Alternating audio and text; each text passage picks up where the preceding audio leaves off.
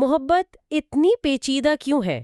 آخر کیوں ہم کسی کی طرف کھنچتے ہیں، کسی سے اتنا حسد کرتے ہیں اور کبھی کبھی تو اپنے ہی جذبات کو سمجھ ہی نہیں پاتے؟ جی، یہ سوال تو شاید سبھی کے ذہن میں آتے ہیں۔ تو آج ہم نفسیات کے ایک بہت بڑے نام سگمنڈ فرائیڈ، ان کے نظریات کی روشنی میں ان گتھیوں کو سلجھانے کی کوشش کریں گے۔ جی بالکل، ہمارے پاس جو مواد ہے اس میں فرائیڈ کی محبت اور لیبیڈو پر ایک تفصیلی تجزیہ ہے، فرائیڈز anatomy of love and libido, اور ان کی مشہور کتاب دا سائیکالوجی آف لو کے کچھ اہم حصے بھی ہیں۔ اچھا، تو ان کی مدد سے ہم سمجھنے کی کوشش کریں گے کہ فرائیڈ کے مطابق یہ محبت، خواہش، حسد اور ہمارے رشتے یہ سب کیسے کام کرتے ہیں۔ فرائیڈ جنہوں نے سائیکو انالیسز یعنی نفسیاتی تجزیے کی بنیاد رکھی، ان کے خیالات تو کافی کہہ لیں انقلابی تھے اور اکثر متنازع بھی رہے۔ بالکل، انہوں نے کہا کہ ہمارے شعور کے نیچے ایک پوری لاشعوری دنیا آباد ہے، جہاں ہماری اصل خواہشات، ڈر، خوف، بچپن کے تجربے سب چھپے ہوتے ہیں، اور وہی ہماری زندگی پر اثر انداز ہوتے ہیں۔ جی، ان کے مطابق تو وہی اصل محرک ہیں۔ تو آئیے دیکھتے ہیں کہ فرائیڈ محبت کے بارے میں کیا کہتے ہیں۔ چلیں شروع کرتے ہیں۔ تو فرائیڈ کے لیے محبت کیا تھی؟ کوئی جادوئی چیز؟ نہیں، جادوئی یا پراسرار تو بالکل نہیں۔ فرائیڈ نے اسے ایک بنیادی نفسیاتی توانائی، ایک انرجی قرار دیا، جسے وہ لیبیڈو کہتے تھے۔ لیبیڈو؟ یہ لفظ تو اکثر صرف جنسی خواہش سے جوڑا جاتا ہے۔ ہاں، عام طور پر یہی سمجھا جاتا ہے، لیکن فرائیڈ کے نزدیک یہ اس سے کہیں زیادہ وسیع تھا۔ آپ سوچیں کہ یہ زندگی کی توانائی ہے، جڑنے کی توانائی، تخلیق کی، جذباتی لگاؤ کی۔ اچھا، ان کا ایک بہت دلچسپ جملہ بھی ہے کہ محبت کی جڑیں حیاتیات میں ہیں، لیکن یہ ذہن میں پروان چڑھتی ہے، یعنی یہ جسمانی بھی ہے اور نفسیاتی بھی۔ تو یہ توانائی جاتی کا ہے، مطلب کیسے استعمال ہوتی ہے؟ فرائیڈ کہتے ہیں کہ اس کے دو بڑے رخ ہیں۔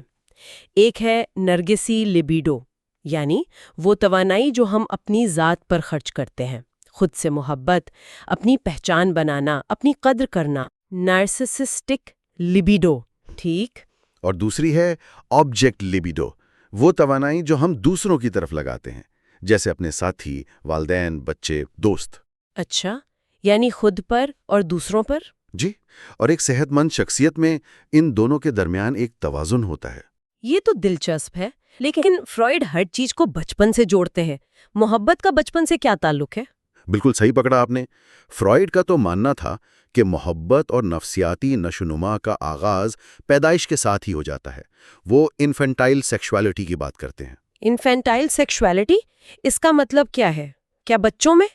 نہیں، اس کا مطلب وہ نہیں جو عام طور پر سمجھا جاتا ہے۔ مطلب یہ کہ بچوں کی بھی اپنی نفسیاتی اور جسمانی تسکین کی ضروریات ہوتی ہیں، اور یہ تجربات بعد کی زندگی کے رشتوں کی بنیاد بنتے ہیں۔ لیکن ہم میں سے اکثر کو تو اپنے بالکل شروع کے بچپن کی کوئی یادیں نہیں ہوتی، وہ انفینٹائل ایمنیشیا والی بات؟ جی، انفینٹائل ایمنیشیا، اور فرائیڈ کہتے ہیں کہ یہ بھولنا اصل میں بھولنا نہیں ہے، یہ دباؤ ہے، ریپریشن۔ دباؤ یعنی دبا دیا جاتا ہے؟ ہاں، مطلب ابتدائی عمر کے کچھ شدید یا پیچیدہ تجربات اور احساسات کو لاشعور میں دبا دیا جاتا ہے، کیونکہ شعوری ذہن شاید ان کا سامنا کرنے کے لیے تیار نہیں ہوتا۔ اور محبت کا پہلا تجربہ وہ کون ہوتا ہے فرائیڈ کے مطابق؟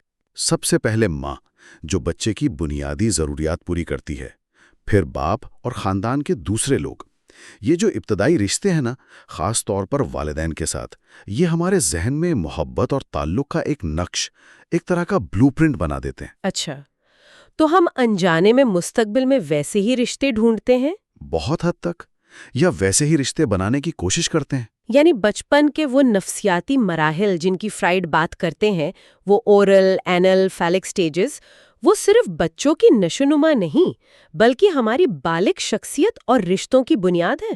بالکل، ان مراحل کے تجربات سے ہی اعتماد، خود مختاری، کنٹرول، اپنی جنسی شناخت، یہ سب چیزیں بنتی ہیں۔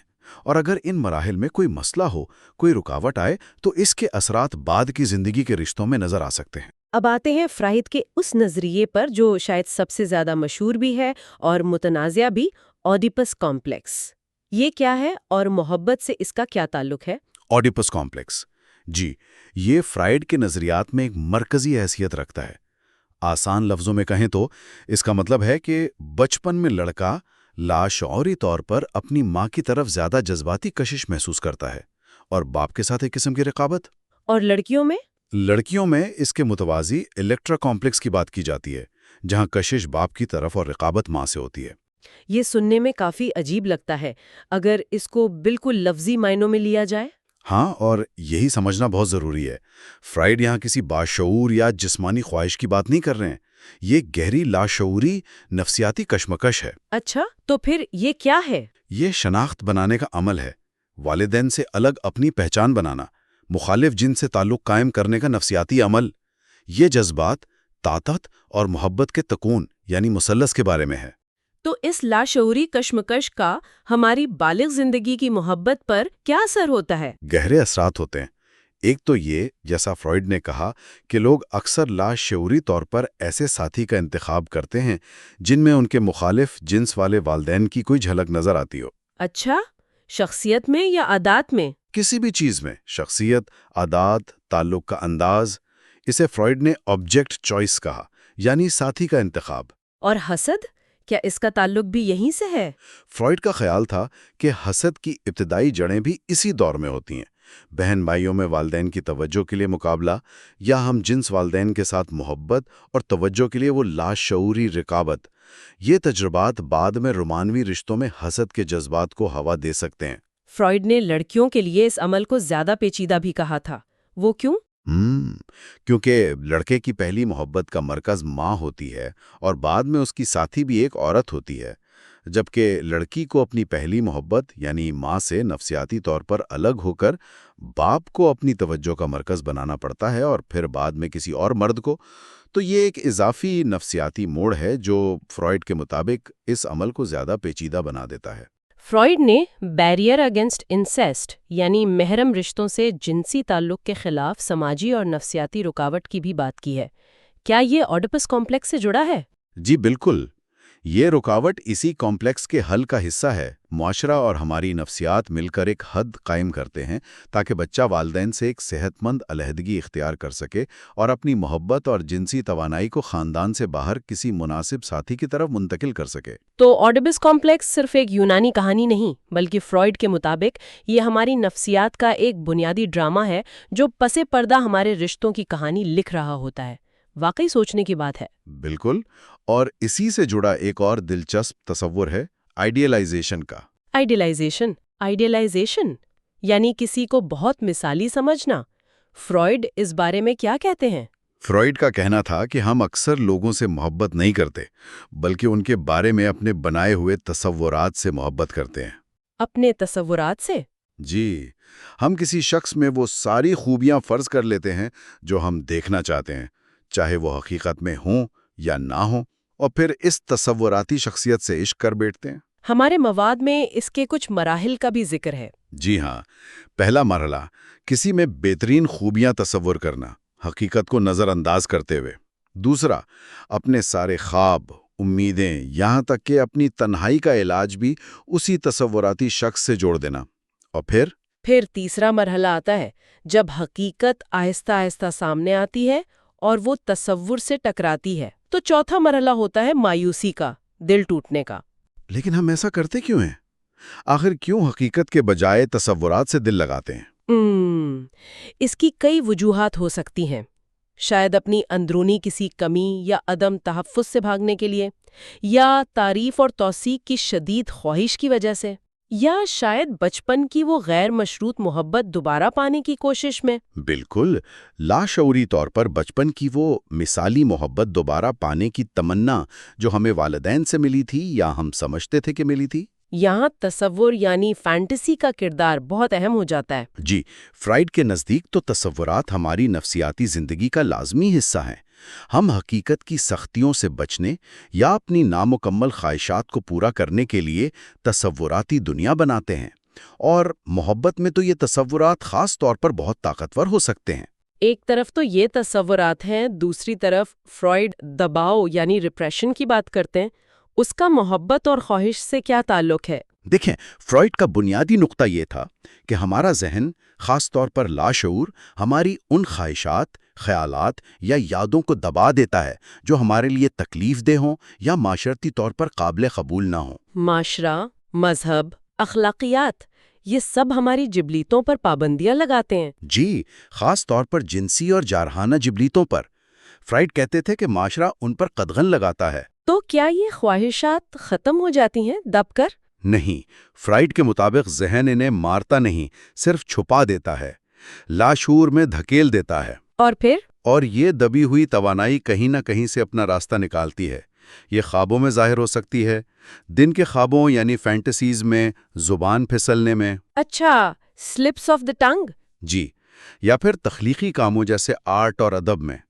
کبھی کبھی یہ حسد، غصے یا اچانک جذباتی رد عمل کی صورت میں بھی باہر آ جاتی ہے۔ اچھا، تو اسی لیے فرائڈ خوابوں کے تجزیے، ڈریم انٹرپریٹیشن کو اتنی زیادہ اہمیت دیتے تھے جیسے ان کی مشہور کیس سٹڈی ڈورا میں تھا؟ بالکل، فرائڈ کے لیے خواب لاشعور تک پہنچنے کا شاہی راستہ تھے۔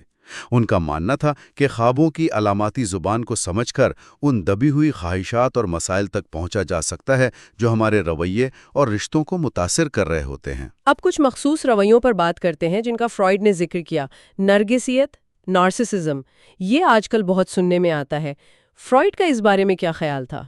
فرائڈ کے مطابق ہم سب زندگی کا آغاز ایک طرح کی بنیادی نرگسیت سے کرتے ہیں۔ بچہ پہلے صرف اپنی ذات اور اپنی ضروریات سے واقف ہوتا ہے۔ یہ ایک حد تک صحت مند خود پسندی، سیلف لو ہے جو خود اعتمادی کی بنیاد بنتی ہے۔ تو مسئلہ کب ہوتا ہے؟ مسئلہ تب ہوتا ہے جب یہ نرگسیت حد سے بڑھ جائے اور دوسروں سے محبت کرنے کی صلاحیت کو متاثر کرے۔ تو نارسسٹک لور یا نارسسٹک عاشق کیسا ہوتا ہے فرائڈ کے مطابق؟ ایسا شخص بنیادی طور پر اپنی ذات میں مگن رہتا ہے۔ وہ دوسروں سے تعلق کم اور تعریف، توجہ، ستائش زیادہ چاہتا ہے۔ وہ اپنی دلکشی کا استعمال کرتا ہے دوسروں کو متاثر کرنے کے لیے، لیکن گہرے جذباتی تعلق سے گھبراتا ہے، اسے بوجھ سمجھتا ہے۔ اور ان کے رشتے؟ اکثر سطحی ہوتے ہیں اور جلد ٹوٹ جاتے ہیں جب انہیں وہ توجہ ملنا بند ہو جاتی ہے جس کی انہیں تلاش ہوتی ہے۔ اس کے برعکس وہ شخص جو دوسروں سے محبت کرنے کی صلاحیت رکھتا ہے، جسے فرائڈ آبجیکٹ لونگ کہتے ہیں، وہ رشتے میں جذباتی طور پر سرمایہ کاری کرتا ہے، گہرائی تلاش کرتا ہے اور اس میں جذباتی چوٹ لگنے کا خطرہ بھی مول لیتا ہے۔ تو صحت مند محبت ان دونوں کے درمیان کہیں ہے؟ جی، فرائڈ کے نزدیک صحت مند محبت ان دونوں انتہاؤں کے درمیان ایک توازن کا نام ہے۔ ایک اور تصور جو فرائڈ نے پیش کیا وہ ممنوعہ محبت یعنی فوربڈن لو کا ہے۔ جس چیز سے روکا جائے وہ زیادہ پرکشش لگتی ہے، ایسا کیوں؟ فرائڈ کا خیال تھا کہ ممنوع چیز ہماری قدیم دبی ہوئی جبلتوں کو بیدار کرتی ہے۔ جب کوئی پابندی لگائی جاتی ہے تو اس پابندی کو توڑنے کی خواہش خود ایک طاقتور محرک بن جاتی ہے۔ رکاوٹیں جدوجہد پیدا کرتی ہیں اور ہمارا ذہن اس جدوجہد کو رومانوی جذبے اور شدید کشش میں بدل سکتا ہے۔ اور حسد، جیلسی، کیا یہ صرف عدم تحفظ کی علامت ہے؟ اچھا، فرائڈ اسے صرف کمزوری نہیں سمجھتے تھے، وہ اسے ایک قدیم بنیادی جذباتی الارم سسٹم کہتے تھے جو ہمارے تعلقات کو ممکنہ خطرے سے آگاہ کرتا ہے۔ البتہ انہوں نے اس کی مختلف اقسام بیان کی۔ اچھا، کون کون سی؟ ایک ہے نارمل یا مسابقتی حسد، جو محبت کھونے کے حقیقی یا تصوراتی خطرے پر رد عمل ہے۔ دوسری پروجیکٹڈ حسد، جہاں انسان اپنی بے وفائی کی خواہش یا عدم تحفظ کو اپنے ساتھی پر ٹال دیتا ہے اور ان پر شک کرنے لگتا ہے۔ اور تیسری سب سے شدید ڈیلیوژنل حسد، جو گہری نفسیاتی مسائل یا ماضی کے صدمات کی وجہ سے پیدا ہوتی ہے اور اس کا حقیقت سے تعلق بہت کم ہوتا ہے۔ اور ان سب کی جڑیں بھی بچپن میں؟ جی، فرائڈ ان سب کی جڑیں بھی اکثر بچپن کے تجربات، خاص طور پر بہن بھائیوں کی رقابت یا والدین کی طرف سے نظر انداز کیے جانے یا ترک کیے جانے کے خوف میں تلاش کرتے تھے۔ فرائڈ نے کچھ ایسے مسائل پر بھی بات کی جو آج بھی بہت حساس سمجھے جاتے ہیں، جیسے نفسانی نامردی یا سائیکیکل امپوٹنس۔ یہ کیا ہے؟ یہ ایک ایسی حالت ہے جہاں مرد جسمانی طور پر تو ٹھیک ہوتا ہے، لیکن نفسیاتی وجوہات کی بنا پر جنسی عمل انجام دینے میں ناکام رہتا ہے۔ نفسیاتی وجوہات؟ جی، فرائڈ اسے اکثر محبت یا پیار، افیکشن کے جذبات اور خالص جنسی خواہش، سینشول ڈرائیو کے درمیان ایک تفریق یا ٹوٹ پھوٹ سے جوڑتے تھے۔ محبت اور خواہش میں تفریق، اس کا کیا مطلب ہوا؟ فرائیڈ کا نظریہ تھا کہ کچھ مردوں کے لیے، خاص طور پر جن کی بچپن میں ماں یا دوسری اہم خواتین رشتہ داروں کے ساتھ بہت مضبوط یا پیچیدہ وابستگی رہی ہو، ان کے لیے محبت اور عزت کے جذبات جنسی خواہش کے ساتھ نہیں جڑ پاتے۔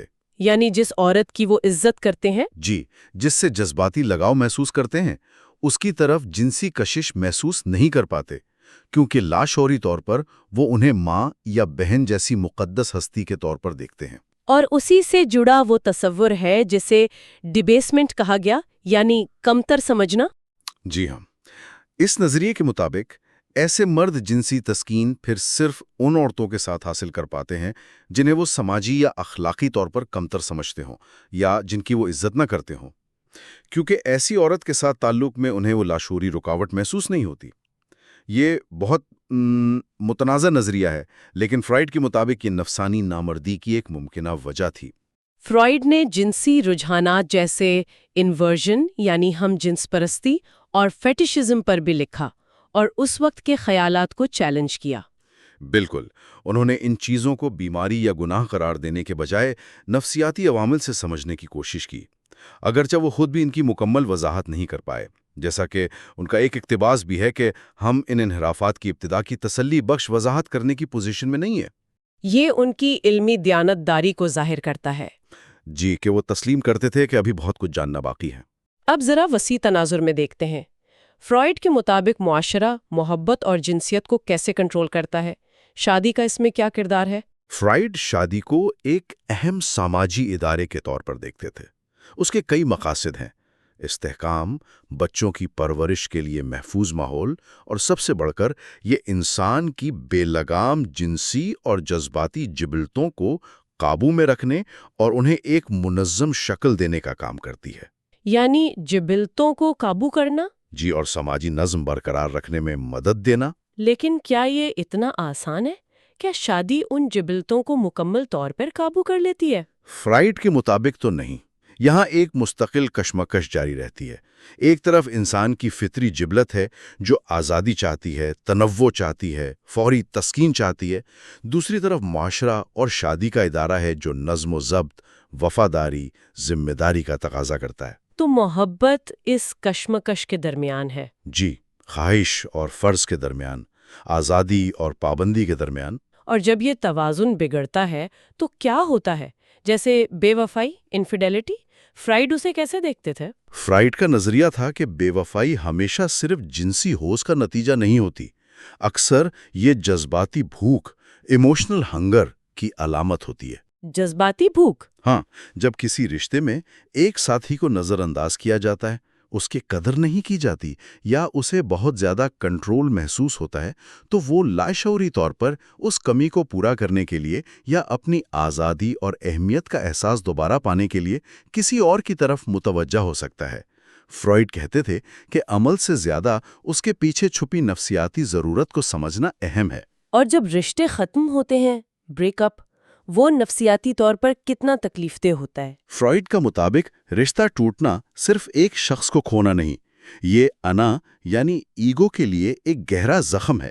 ہم صرف ساتھی کا ماتم نہیں کرتے، بلکہ اس سے جڑے اپنے خوابوں، امیدوں، اپنے شناخت کے اس حصے اور اس تصوراتی مستقبل کا بھی ماتم کرتے ہیں جو ہم نے بنایا تھا۔ تو یہ ایک طرح کی نفسیاتی موت کا تجربہ ہے۔ جی بالکل، یہ بہت گہرا نقصان محسوس ہو سکتا ہے۔ اس سے نکلنے کا، شفایابی کا کیا راستہ ہے فرائیڈ کے مطابق؟ فرائیڈ کے نقطہ نظر سے شفایابی کے لیے ضروری ہے کہ ہم اپنے جذبات کی گہرائی میں جائیں، سمجھیں کہ اس رشتے کی ہمارے لیے کیا اہمیت تھی، کون سی لاشعوری ضروریات اس سے پوری ہو رہی تھیں، اور اس کے ٹوٹنے سے ہماری ذات کا کون سا حصہ زخمی ہوا ہے۔ خود کی قدر کو دوبارہ دریافت کرنا۔ جی، خود کی قدر کو دوبارہ دریافت کرنا، اپنے آپ کو وقت دینا اور بعض اوقات نفسیاتی مدد لینا یعنی تھیراپی اس عمل میں بہت مددگار ہو سکتا ہے۔ نفسیاتی علاج میں فرائیڈ نے منتقلی یعنی ٹرانسفرنس کے تصور پر بہت زور دیا۔ کیا یہ رشتوں کو سمجھنے میں مددگار ہے؟ یقیناً، ٹرانسفیرنس کا مطلب ہے کہ علاج کے دوران مریض لاشعوری طور پر اپنے ماضی کے اہم رشتوں، خاص طور پر والدین کے احساسات، توقعات اور رویوں کو اپنے تھراپسٹ پر منتقل کر دیتا ہے۔ اچھا، وہ تھراپسٹ سے ویسا ہی برتاؤ کرتا ہے جیسا ماضی میں کسی اور سے کرتا تھا؟ جی، وہ تھراپسٹ سے ویسا ہی برتاؤ کرنے لگتا ہے۔ کیا یہ بری چیز نہیں؟ نہیں، فرائیڈ کے نزدیک یہ علاج کا ایک انتہائی طاقتور اوزار ہے۔ یہ تھراپسٹ کو براہ راست دیکھنے کا موقع دیتا ہے کہ مریض اپنے رشتوں میں کن بنیادی نفسیاتی نمونوں یعنی پیٹرنز کو دہرا رہا ہے۔ اور پھر ان پر کام کیا جا سکتا ہے؟ بالکل، اس کو سمجھ کر اور اس پر کام کر کے مریض ان نمونوں کو توڑنے اور زیادہ صحت مند رشتے بنانے کے قابل ہو سکتا ہے۔ البتہ فرائیڈ نے یہ بھی مانا کہ ٹرانسفرنس کو سمجھنا اور اسے سنبھالنا تھراپسٹ کے لیے ایک بڑا چیلنج ہے۔ جیسے ڈورا کے کیس میں ہوا؟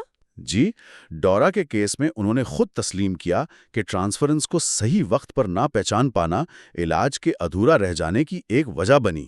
تو اگر ہم آج کی تمام گفتگو کا خلاصہ کریں تو فرائیڈ کے مطابق محبت آخر ہے کیا؟ بات میں ہے یہ ہمارے لاشعوری خواہشات، ہمارے بنائے ہوئے تصورات، معاشرتی دباؤ اور ہماری پوری نفسیاتی تاریخ کا ایک پیچیدہ امتزاج ہے۔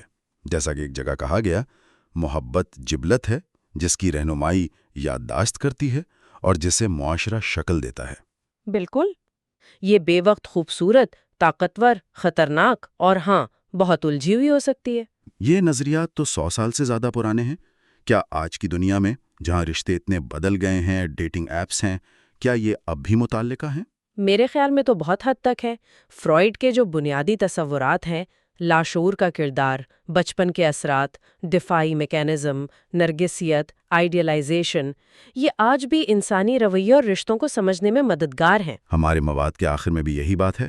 جی، وہاں بھی یہی کہا گیا ہے کہ فرائیڈ کے نظریات ہمیں آج کے مسائل جیسے اٹیچمنٹ ٹراما یعنی ماضی کے رشتوں کے زخم، یا وہ تصور پر مبنی محبت جو آن لائن ڈیٹنگ میں عام ہے، یا جذباتی تھکان، ان سب کو سمجھنے کے لیے ایک فریم ورک فراہم کرتے ہیں۔ تو فرائیڈ ہمیں کوئی آسان جواب نہیں دیتے، بلکہ ایک آئینہ دکھاتے ہیں تاکہ ہم اپنے اندر جھانک سکیں۔ بالکل، وہ ہمیں دعوت دیتے ہیں کہ محبت کو صرف رومانوی کہانیوں کی طرح نہ دیکھیں، بلکہ اسے زیادہ ایمانداری اور گہرائی سے سمجھنے کی کوشش کریں۔ اپنے رشتوں میں اپنی تاریخ، اپنے زخموں، اپنی خواہشات اور اپنے خوف کو پہچانیں۔ سوال پوچھنے پر اکساتا ہے، تو ایک سوال جو ہم سب اپنے آپ سے پوچھ سکتے ہیں، ہمارے بچپن کی کون سی ایسی کہانیاں ہیں، کون سے ایسے تجربات یا احساسات ہیں جو آج بھی ہمارے جانے بغیر ہمارے محبت کرنے کے انداز، ہمارے ساتھی کے انتخاب اور ہمارے رشتوں کی کامیابی یا ناکامی پر اثر انداز ہو رہے ہیں؟ اس سوال کا جواب شاید آسان نہ ہو۔ جی، شاید آسان نہ ہو، لیکن فرائیڈ کے مطابق خود شناسی کا سفر، خود کو سمجھنے کا سفر شاید یہیں سے شروع ہوتا ہے۔